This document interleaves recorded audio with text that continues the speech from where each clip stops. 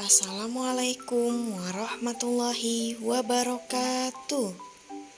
Halo anak-anakku yang soleh dan soleha, apa kabar?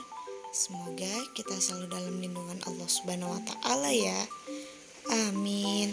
Sebelum kita mulai pembelajaran hari ini, alangkah baiknya kita mengucapkan basmalah. Bismillahirrahmanirrahim.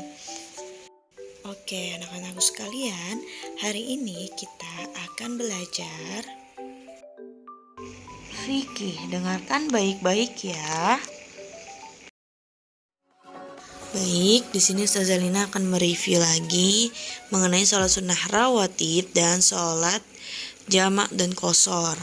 Oke, kalau sholat sunnah rawatib adalah sholat sunnah yang mengiringi sholat fardu. Sholat sunnah rawatib sebelum sholat fardu disebut sholat sunnah qobliyah.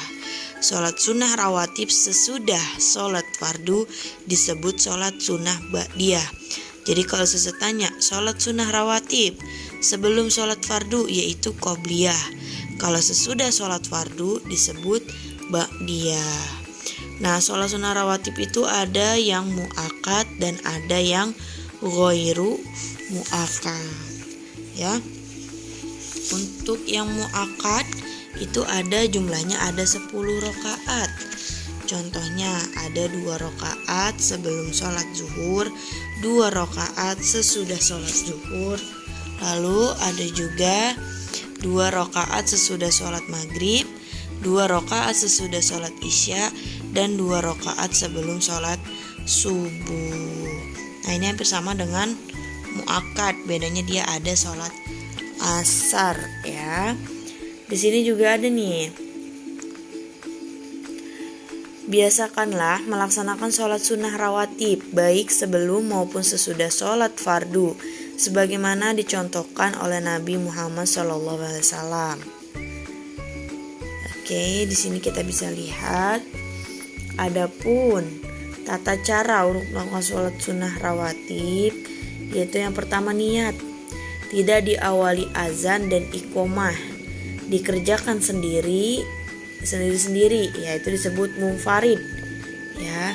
Bacaannya tidak dinyaringkan, tiap-tiap 2 rakaat 1 salam. Nah, diutamakan tempat mengerjakan bergeser atau pindah tempat sholat fardu yang telah selesai dikerjakan. Nah, untuk cara-caranya bagaimana Ustazah, ini hampir sama dengan sholat fardu ya. Hanya membedakan itu adalah niatnya. Oke, lanjut. Di sini juga ada hikmah sholat sunnah rawatib. Yang pertama, terhindar dari siksa api neraka. Yang kedua, mendapatkan rahmat Allah. Yang ketiga, jika dilaksanakan di rumah dapat memberikan keberkahan bagi penghuninya. Oke, saya akan lanjut ke sholat jamak dan sholat qashar. Nah, sholat jamak dan qashar masih ingat tidak apa? Untuk sholat jamak dan qashar itu,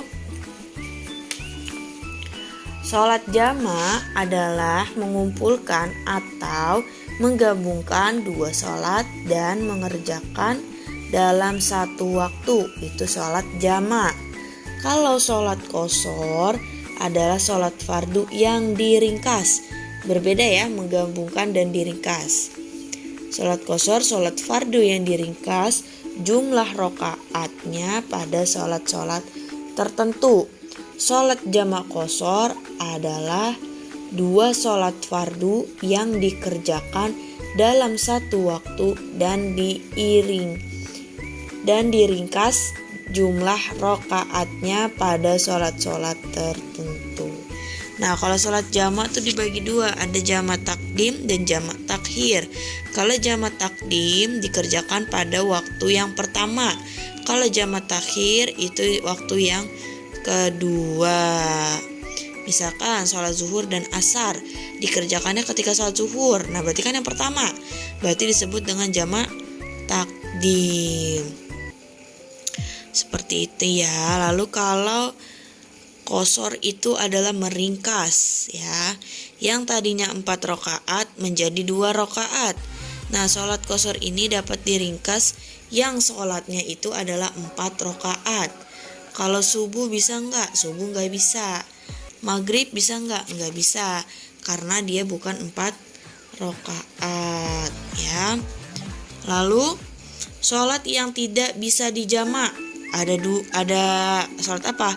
Sholat subuh ya. Sholat subuh tidak bisa digabungkan. Lalu sholat yang tidak bisa diqashar. Ada sholat subuh dan sholat maghrib. Nah, qashar tadi artinya apa? Diringkas. Lalu nanti kalau ada pertanyaan lagi, keringanan dari Allah Subhanahu wa Ta'ala untuk manusia dalam beribadah disebut rukshoh ya, atau ruksah. Jangan sampai lupa, kalau meringankan ibadah berarti itu namanya rukshoh atau ruksah.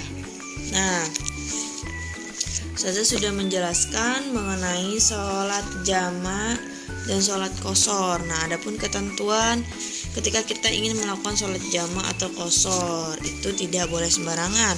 Contohnya kita melakukan perjalanan jauh, sakit.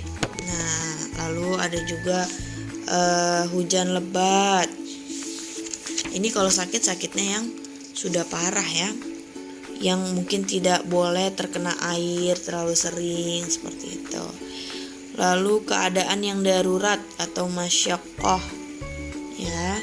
Lalu ada juga hujan lebat, takut, dan kepentingan yang mendesak. Nah, untuk kepentingan yang mendesak ini, Ustazah, aku lagi ngerjain tugas, Ustazah, ini kepentingan mendesak. Nggak boleh.